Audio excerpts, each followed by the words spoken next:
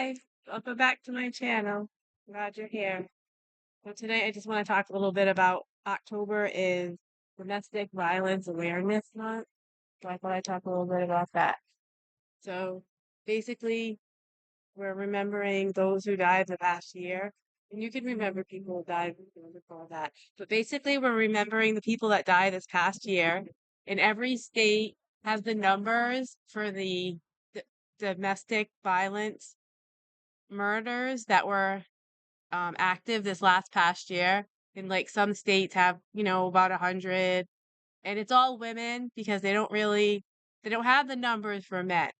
And so the numbers aren't accurate. That's mostly what I want to talk about tonight is that they have these numbers for the women who were supposedly killed in domestic violence situations, and they don't have any numbers for men.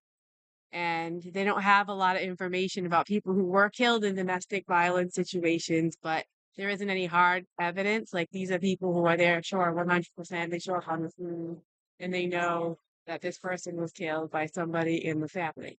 And a lot of times it's a significant other, right? So, but what I want to raise awareness for basically is the fact that there are men who are dying from domestic violence and they may not, it's obviously not as it doesn't occur as often, so we don't hear about it as much, not as prevalent. So what I want to talk about is the fact that most people who die from domestic violence, they don't die because they're murdered this year or last year, and that can happen. And there's like let's just say every state has about 120 or something like that. It depends on the number, but I guess how many people are in the state, but it's a very small percent of the state that actually gets counted as being murdered and living in a domestic violence situation when they are killed. And that's another thing. Sometimes you actually have to be living and in the relationship for it to be considered a domestic violence situation. You can actually be killed post separation in a post separation abuse case where they put a hitman out on you or something, and they may not consider that domestic violence. You may get killed by somebody else, but your significant other might have paid to have somebody kill you. And so that might not also be considered domestic violence. And if it is, it might take longer for a year for that to all play itself out so they can have the numbers there. So I'm just stating that the numbers aren't accurate and that most people who die from domestic violence, they die over the long haul. They get sick because they're living with somebody who was abusive. They live in abuse most of their life. They could have grown up in abuse. Their parents might have been abusive. Their parents might have been abused too. It could be a generational thing where they're victims of abuse and they've always been victims of abuse, which caused them to have a lot of other ailments, when they were sick and they had illnesses.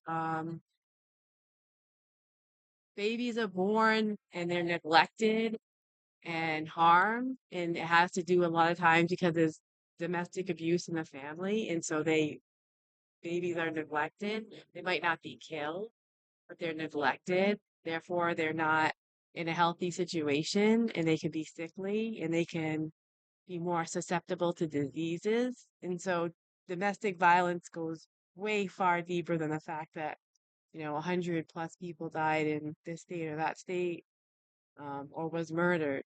And there were many, many more people who were killed because of domestic violence that we haven't heard of. There are people who have been poisoned.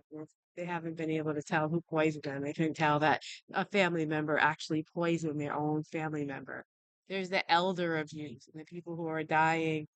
And there's actually grown mothers, who have grown sons who are in domestic violence situations. Grown daughters are domestically violent domestic violence with the case where they're not taking care of their family, that there's abuse going on, and they call that elder abuse. And I don't know if there's numbers for how many people die because of elder abuse every year, but it's really hard to keep track of who's actually dying from domestic violence and from the different cases. I mean, what happens is when you are in an abusive relationship, your autoimmune system can either shut down or become overreactive, which causes all kinds of other illnesses, which eventually can lead to you getting things like cancer and other things because your immune system's so weak. And so we're not going to attribute that to domestic violence, murder, or illness or dying because of it. But we do know that it contributes to illness and it contributes to more deaths than ever count. So I just wanted to make that count.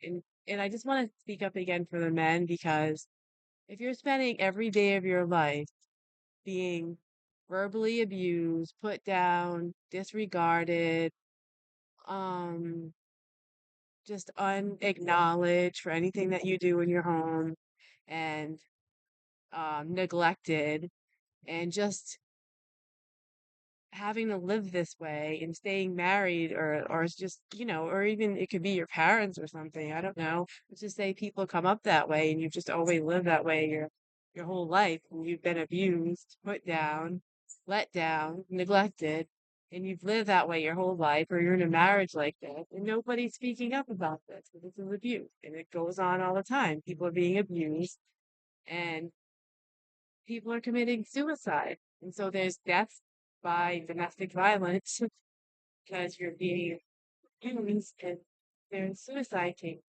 There's all kinds of ways that you can die. And just need to bring this awareness to it because it gets to be a hopeless situation sometimes when people just can't carry you out. So, and there's just such a big group of men that aren't being proven. And the women who are being heard, that's a small amount compared to the women who aren't being heard.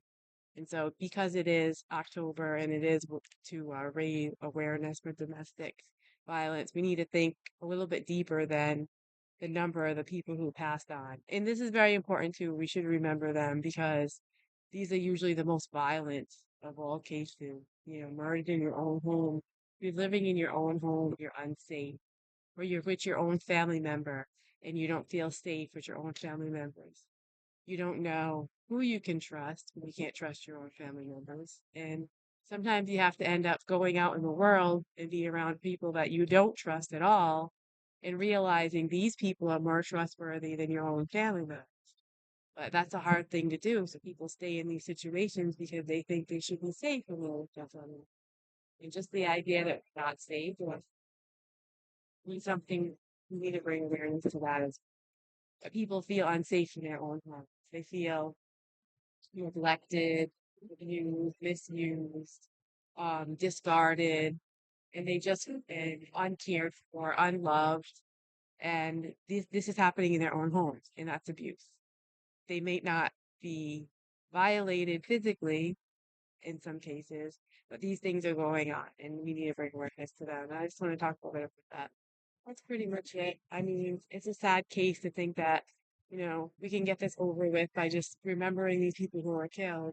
And these people who were killed, it's not enough to say that not enough is being done because we're waiting to remember people after they passed on when the signs of abuse are big signs, they're bigger signs, and that people are literally unsafe around people who are supposed to love them, and how important that is, and how you're just not hearing enough about it. You're not nothing getting done enough about it, and that men live this way too. Just as I'm gonna have to say, just as much as women these days. I mean, maybe almost as just as much, but